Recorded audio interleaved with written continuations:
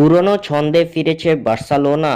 রাফিনহার চোখ ধাঁধানো গোল, যা দেখে অবাক সবাই। গত রাতে লা লিগার ম্যাচে মায়োর্কাকে 5-1 গোলের বিশাল ব্যবধানে পরাজিত করেছে কাতালান জায়ান্ট বার্সেলোনা। এই জয়ে লা লিগা পয়েন্ট টেবিলে নিজেদের অবস্থানটা আরো শক্ত করলো হান্সি ফ্লিকের দল। এদিন প্রথমার্ধের খেলা 1-1 গোলের ড্র দিয়ে শেষ হলেও শেষ পর্যন্ত মায়োর্কার জালে গুনে গুনে 5 গোল দিয়েছে বার্সেলোনা। তবে বার্সার এত বড় জয়কে ছাপিয়ে গেছে রাফিনহার করা গোলটি।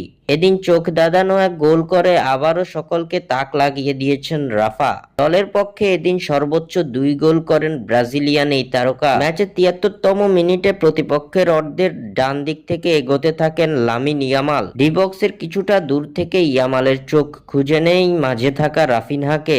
সঙ্গে সঙ্গে রাফিনহাকে উদ্দেশ্য করে ডি বক্সের ভিতর ট্রাইবেলা পাস দেন লামিন ইয়ামাল। পরক্ষণেই প্রতিপক্ষের 2 ডিফেন্ডারকে বোকা বানিয়ে বক্স